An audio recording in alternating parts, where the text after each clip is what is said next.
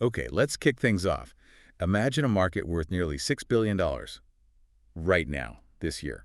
Mm. And it's built on something, well, frankly, most of us rarely even think about day to day. Right. We're about to do a deep dive into the world of linear displacement sensors. And we've got a pretty fascinating 2025 market report as our guide here. Exactly. And these sensors, they perform what sounds like a simple task, you know, measuring movement in a straight line. Simple task, yeah. But their impact is just massive, underpinning a huge range of technologies we really depend on. Absolutely. This isn't some obscure little corner of the tech world. No, definitely not. Yeah. This report paints a picture of, what is it, $5.83 billion globally for 2025. That's the headline number. And the growth projection is, well, it's significant. It really is. By 2033, it's expected to hit $9.94 billion. That's a compound annual growth rate, the CAGR, of 6.90%. Yeah, so what that means practically is, consistent, pretty substantial expansion over the next decade or so. And this report, it breaks down everything. Market size, growth forecasts, regional details of different sensor types, applications. It uses 2024 as the base year, looking back at data from 2021 to 24 to sort of build those projections out. Right. So our mission today really is to unpack all of this, get a handle on the current landscape, where this market is actually heading, and what's driving it all. And what's really interesting here, I think, is that this growth isn't just abstract numbers on a page. No. The report points clearly to a major catalyst, the increasing use of these sensors in industrial automation. Ah, Think right. about modern manufacturing, the need for incredibly precise movements. These sensors are just becoming, well, indispensable. Precision. That's really the key word, isn't it? And Oh, these sensors are the kind of the hidden tech making it happen. They really are. Okay, so let's look at where this market is strongest right now. North America, the report says, has the biggest slice of the pie, over 40% of global revenue. For 2025, their market size is estimated at $2.16 billion, and the projected CAGR through 2033 is 5.7%. And within that, the U.S. market is obviously the giant, $1.70 billion, growing at 5.5% annually. Right. Canada and Mexico are significant too, though. KGRs of 6.5% and 6.2%, respectively. Not bad at all. And if you connect that to the bigger picture trends, North America's strength makes sense. The report mentions things like, well, increased automation, obviously. Yeah. The whole Industry 4.0 push, creating those interconnected, data-driven smart factories. Right, the smart factory idea. Plus big growth in electric vehicles and their advanced driver assistance systems, ADS. Ah, okay. And also the medical device sector keeps expanding, and there's ongoing infrastructure work too. It all adds up. Makes sense. Okay, let's hop across the pond to Europe, another major player. They've got over 30% of the global revenue. Yep, about $1.69 billion for 2025, and their projected CAGR is actually the same as North America's, 5.7%. Interesting. The report gives us some country specifics, too. The UK, $284 million, 6.5% CAGR. Germany, $334 million, 5.9%. France, a bit lower at $155 million and a 4.9%, and Russia at $262 million, growing about 4.7%. So what's driving things in Europe? Similar factors? Yeah, some overlap, definitely. Automation and Industry 4.0 are big there too.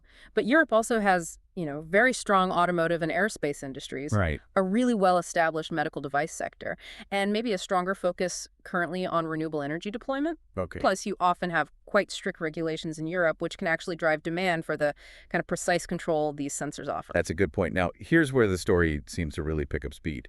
Asia Pacific. Yes, the growth engine. Exactly. Currently holds around 23% of the market, about $1.4 billion in 2025. But the projected CAGR, it's a huge 9.7%. Almost double digits. That's really significant growth. It is. China's leading the charge in market size, $587 million, 9.2% CAGR. But India actually shows the highest growth rate mentioned in the report. Oh, really? Yeah, 11.6% CAGR, though starting from a smaller base of $140 million. Japan and South Korea also showing strong growth, over 8%. That near double-digit growth in APAC, it's more than just a number. It really signals this fundamental shift happening in global manufacturing. How so? Well, these sensors are essentially the nerves, the feedback system for all this rapidly expanding automation. It makes total sense when you think about the pace of industrial automation there. Right. You've got booming automotive sectors, massive focus on high precision manufacturing, consumer electronics. Huge consumer electronics space. Exactly. Plus government initiatives pushing Industry 4.0, huge infrastructure projects, and just the general integration of IoT, the Internet of Things. It's a perfect storm for sensor demand. That paints a very clear picture. Okay, the report also touches on some smaller but still growing regions. South America? Yep, over 5% global share, about $221 million market in 2025, projected to grow at 7.2% annually. Brazil and Argentina leading there. And the Middle East. 2% share, $233 million market, but a strong growth forecast, 7.4%. Saudi Arabia, UAE driving that. And Africa, smallest currently, around 1%, $128 million, still showing a decent 6.6% CAGR. South Africa and Nigeria mentioned specifically. And looking at those regions, you see some common themes like automation, but also some unique drivers. Like what? Well, in South America, mining and oil and gas are pretty significant factors alongside the usual automation push. Okay. Middle East, similar story with oil and gas, but also massive construction, manufacturing growth, and those, ambitious smart city projects. Right, smart cities. And in Africa, again, automation in key sectors like mining, oil and gas, but also developing areas like smart agriculture and basic infrastructure. Got it. So that covers the geography. Let's switch gears to the technology itself, the different types of sensors. The report suggests inductive sensors are likely to stay dominant. Why is that? Well, it really boils down to their inherent strengths. They're durable, they're reliable, and crucially, they operate without physical contact. Non-contact. That's key in tough environments, I imagine. Exactly. Think about factories. Dust, moisture, vibration, extreme temperatures. Inductive sensors can handle that sort of thing quite well. Okay. And, technology doesn't stand still. They're constantly getting better, more accurate, faster response times. Think of a robotic arm welding car parts. That's often where you find inductive sensors taking the punishment. Right. Tough jobs need tough sensors. Makes sense.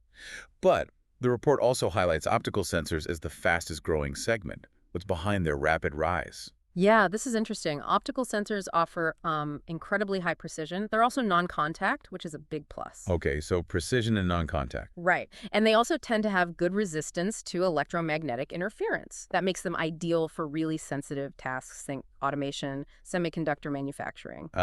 Like making computer chips. Precisely. Aligning things with microscopic accuracy, also big in medical devices, and ongoing advances in fiber optics and laser tech are just making them better and more accessible. Gotcha. High precision is their game. Now, beyond inductive and optical, the report lists quite a few others. Capacitive, magnetic, laser, which you mentioned overlaps a bit, LVDT. LVDT, yeah. Linear variable differential transformer. Right. Potentiometric, ultrasonic, and then just others. It really shows there's a whole toolkit of ways to measure this stuff. Any key differences jump out? Well, this variety really reflects the fact that different jobs have very specific needs. LVDTs, for example, use electromagnetic induction, and they're known for being super accurate and reliable. You find them in really critical spots, like aircraft landing gear systems. Wow, okay. Ultrasonic sensors use sound waves, good for non-contact measurement, where maybe an optical sensor might get blocked by dust or something. Each tech has its own profile cost, accuracy, toughness, how far it can measure. Right, choosing the right tool for the job. Okay, let's pivot to where these sensors are actually used, the end users. Automotive holds the biggest share, the report says.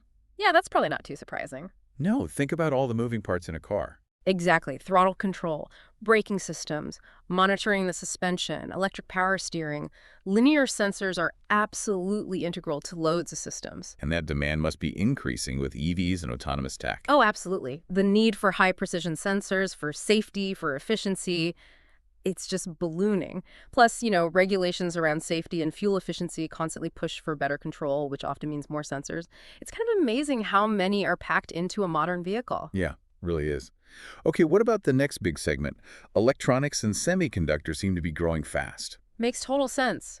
Manufacturing tiny components requires incredible automation and precision. Right. Think about handling delicate silicon wafers, the lithography process for etching circuits, assembling tiny devices. Right. Extreme accuracy is everything. Uh-huh. So the relentless drive for smaller electronics, combined with factories adopting Industry 4.0 for efficiency and quality control, it just fuels the need for these super precise displacement sensors. Okay. And the report lists a whole bunch of other sectors, too, just showing how widespread these are. Aerospace, defense, robotics, food and beverage, life sciences. Machine tools, material handling, metals, metrology, merit, the science of measurement itself.